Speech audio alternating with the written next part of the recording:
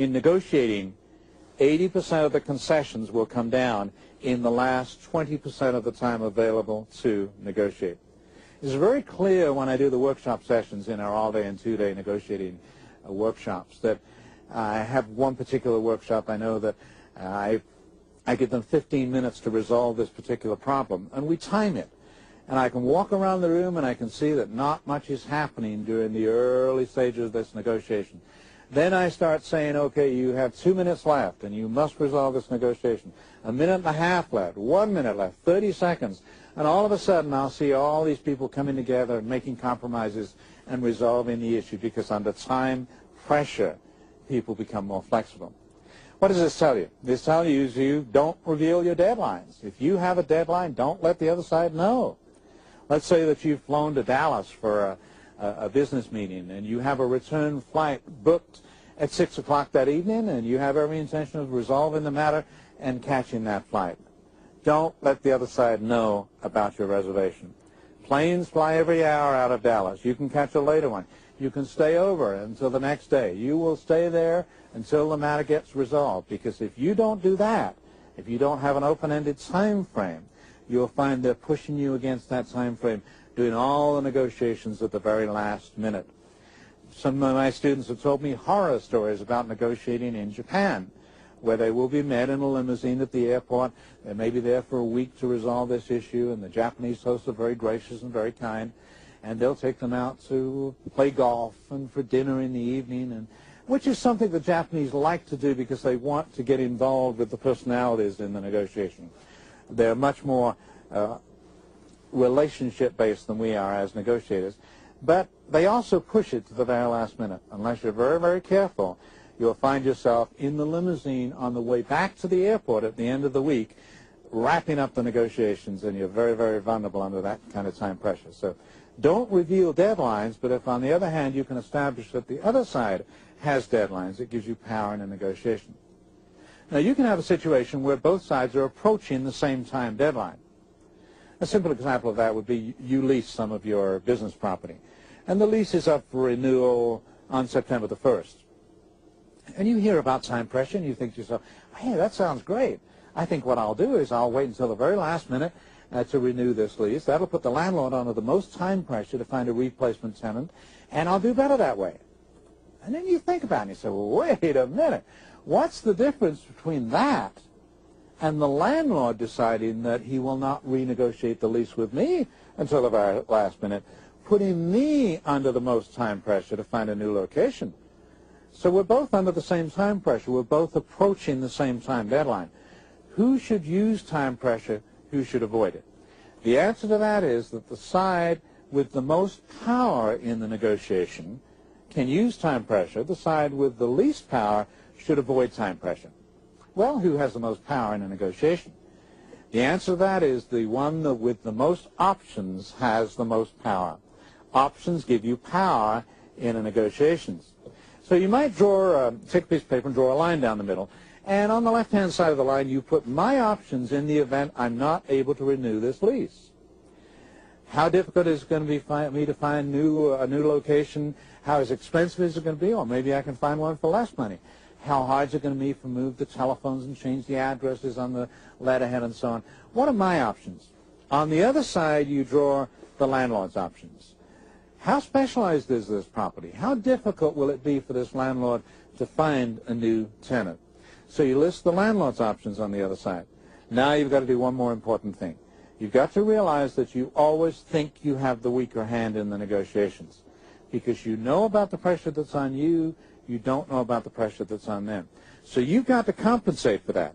But having done that, if one side clearly has more options than the other side does, they're the one that can use time pressure. The side with the least options has the least power. They should avoid time pressure and negotiate way ahead of the deadline. Another thing about time pressure is that the longer you can keep people in a negotiation, the more likely you are to get what you want. The next time you're in a negotiation, you're thinking, oh, I don't think this is ever going to go together. They're never going to come around to my way of thinking. I've got to make some concessions to put this together. I want you to think of the tugboats out in the Hudson River in New York. That tiny little tugboat can move that huge ocean liner around if it does it a little bit at a time. Now, if it backs off and tries to force the ocean liner around, is it going to get anywhere? It's not going to get anywhere. Some people negotiate like that. They get all frustrated, they reach an impasse in the negotiations, they back off, and they try and force the other person to change their mind. Very rarely is that effective. Nudge people around a little bit at a time, you can get them to change their mind.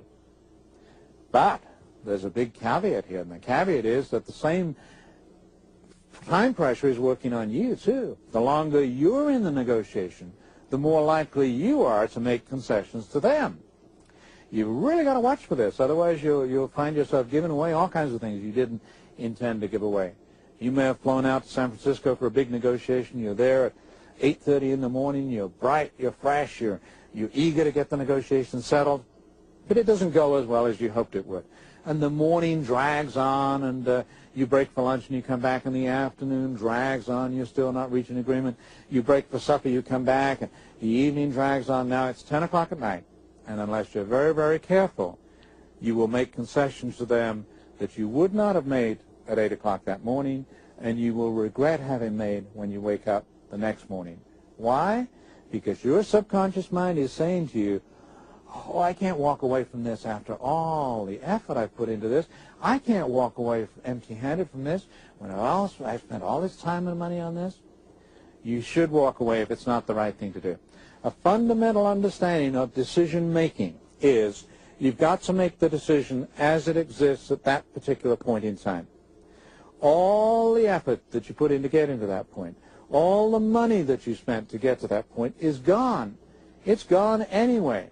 That is not good enough reason to pour good money after bad. This is one of the things that makes Donald Trump such a great negotiator. He's willing to pull the plug on projects because he reviews them periodically to see if it still makes sense. He spent over $100 million acquiring the site on Manhattan for what would become Television City. He was going to lure NBC away from Rockefeller Center. He spent tens of millions of dollars more negotiating with the city for the concessions he needed, getting architectural plans drawn for this huge project that would include a 150-story Trump Tower, by far the tallest building in the world. But then he's ready to go ahead with the project, and he takes one more look at it and says, wait a minute, this is not a good deal at this particular point in time. It was a good deal a month ago, 6 months ago. It was a terrific deal 5 years ago, but it's not the thing to do right now. And in spite of all the ego attached to this Trump Tower, tallest tower in the world, he pulled the plug on the project. You got to do that. You got to take a look at something as it exists at that particular point in time. Don't be lured into you listening to your subconscious mind saying to you, I've spent so much time on this, I can't walk away from it. So people become more flexible in relationship to the time that you spent in a negotiation. The longer you can keep them in a negotiation, the more chance you have of getting what you want. But be careful that you're not giving away things just because you have been negotiating for so long. So the second element that always affects the outcome of negotiations is time pressure. If this clip was of any interest to you, I recommend that you watch the full-length program that has a ton of information that will help you improve your negotiating skills. Tomorrow, we'll go over a skill so crucial to effective communication, Tom Wood discusses it as though it's a superpower, equivalent to being able to fly or be invisible. So make it a great day, and you'll see me tomorrow.